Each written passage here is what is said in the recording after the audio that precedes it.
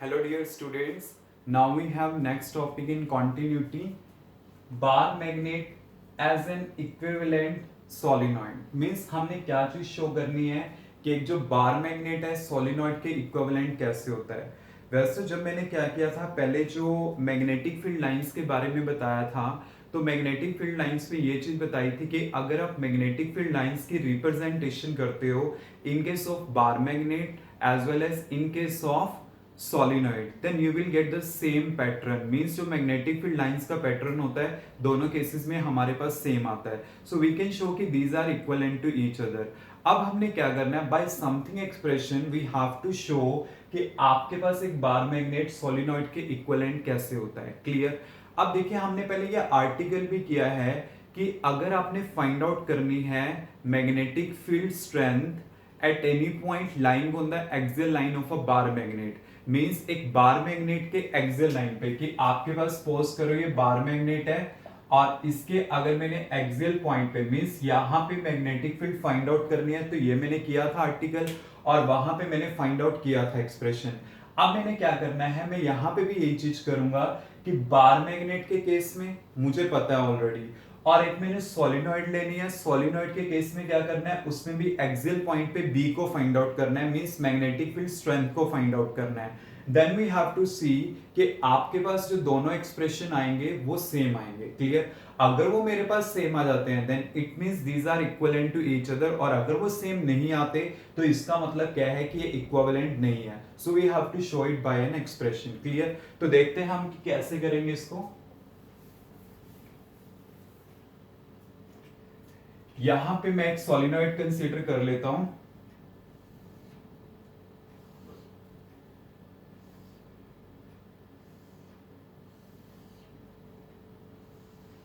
This one is the core of the solenoid, means आपके पास इस type से एक कोर है और इसके अराउंड क्या है, वायर की रैपिंग है. क्लियर. ये मेरे पास एक कॉमन एक्सिस होगी and this one is a origin O, और इसका लेंथ मैंने कंसीडर किया है 2L. जैसे हम पहले एक बार मैग्नेट का लेंथ 2L लेते थे, ऐसे ही हमने यहाँ पे 2L लेना. This is a magnetic length. Clear. अब देखिए यहाँ पे ये जो मेरे पास सोलिनॉइड है इसका रेडियस मैंने कंसीडर किया है स्मॉल a. क्लियर. ये मेरे पास इसका रेडियस है a. क्लियर.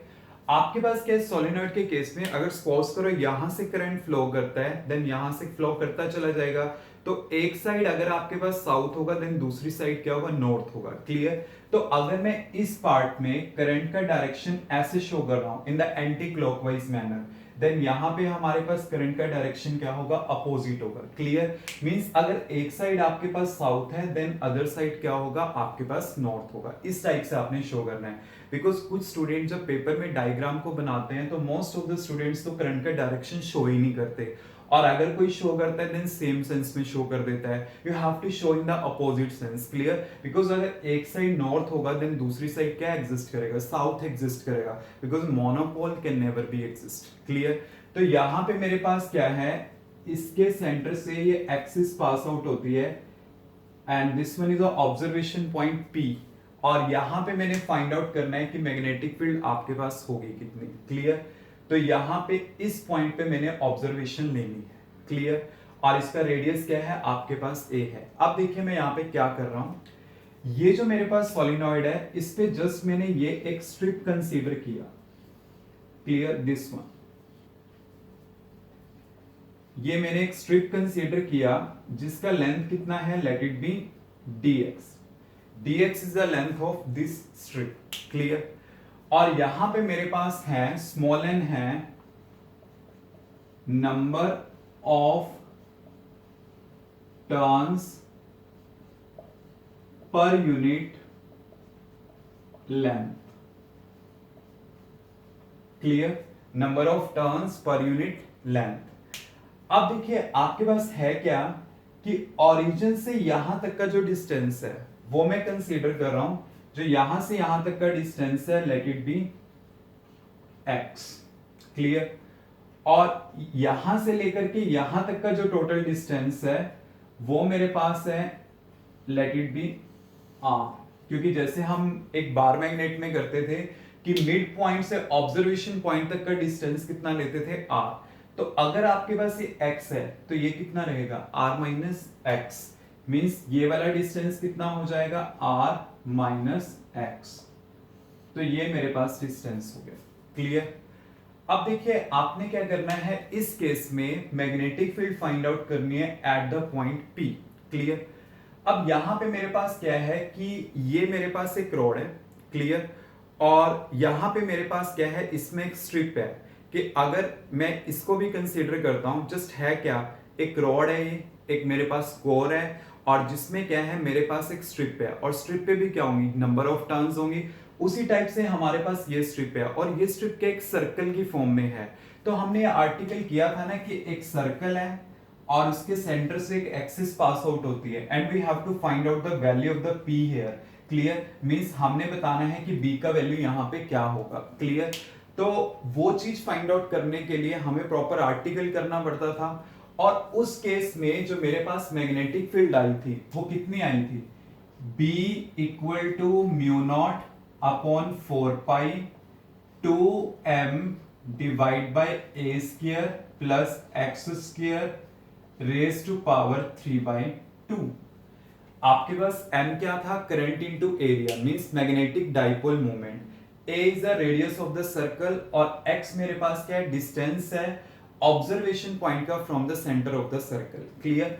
अब यहां पे सर्कल तो देखो है नहीं, आपके पास क्या है, नंबर ऑफ सर्कल्स हैं। मींस आपके पास इस टाइप से एक स्ट्रिप है और उस स्ट्रिप के अराउंड नंबर ऑफ टर्न्स हैं। क्लियर। क्योंकि देखो आपके पास ये जो टोटल कोर है उसके अराउंड क्या है, कॉपर वायर की वाइंडिंग है। तो आपके पास वो जो स्ट्रिप होगा, ये वाला जो पार्ट होगा, उस पे भी तो क्या होंगी, वायर की वाइंडिंग होंगी। तो वही पोर्शन हमने क्या करना है, यहाँ पे कंसीडर करना है अभी।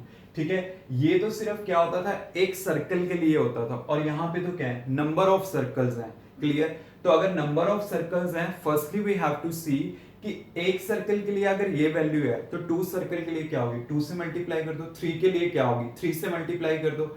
एंड वी हैव टू सी कि इस स्ट्रिप में कितने नंबर ऑफ टर्न्स हैं। अगर n मेरे पास number of turns per unit length आ जाता है, so the number of the turns in the strip will be n into dx। Means इस स्ट्रिप्स में जो मेरे पास नंबर ऑफ टर्न्स होंगे वो कितने होंगे, n into dx होंगे। क्लियर। तो मैं क्या करता हूं, यहां पे n into dx से मल्टीप्लाई कर लेता हूं। क्लियर। मींस मैं पहले आपको बता रहा हूं कि पहले मेरे पास ना कुछ ऐसा फार्मूला एग्जिस्ट करता था और उसी का मैंने यूज करना है, मॉडिफिकेशन करनी है। अगर आपको ये चीज नहीं अंडरस्टैंड होती तो मैं इसके लिए सेपरेट कर लेता हूं अभी। क्लियर। इसको मैं इग्नोर कर देता हूं, सेपरेट कर लेते हैं। Mu naught upon 4 pi 2 m is current into area. Suppose कर लेते हैं करंट I फ्लो कर रहा है, एरिया क्या होगा सर्कल का, पाई a square. Clear. And a is the radius of this circle, means आपके पास रेडियस तो a ही है। And what will be the distance, की मींस इसके सेंटर से यहां तक का डिस्टेंस कितना है, वो r माइनस एक्स। पहले x होता था, यहां पे r माइनस एक्स है, तो मैंने यहां पे ले लिया r माइनस एक्स का whole square and raise to power 3/2। Clear. ये तो हो गया 1 के लिए। अगर मेरे पास इतनी नंबर ऑफ टर्न्स होती हैं तो मैंने क्या करना है, इसको n into dx से मल्टीप्लाई कर देना है। तो ये मेरे पास क्या आएगी, small amount of magnetic field आएगी। क्लियर। क्यों लिया मैंने small amount of magnetic field, क्योंकि देखिए आपको सिंपल सा पता है, आपने टोटल के लिए कैलकुलेट करना है। क्लियर। उसके लिए क्या करोगे, पहले आप स्ट्रिप के लिए वैल्यू पता कर लो एंड देन इंटीग्रेशन से क्या होगा, टोटल के लिए आ जाएगा। तो मैंने वही काम किया। अभी जो मैग्नेटिक फील्ड है एक मेरे पास स्मॉल स्ट्रिप के लिए है और मैंने टोटल सोलिनॉइड के लिए पता करना, then I have to integrate it. तो मेरे पास ये एक्सप्रेशन आ गया। पहले आपको ये पता चलना चाहिए कि ये जो एक्सप्रेशन मैंने लिखा है इसको किस तरह से लिखा है, इसको कन्वर्ट करके मैंने यहां पे लिखा है। तो मेरे पास ये फॉर्म आ गया। अब मैंने आगे क्या करना है, इसकी इंटीग्रेशन करनी है।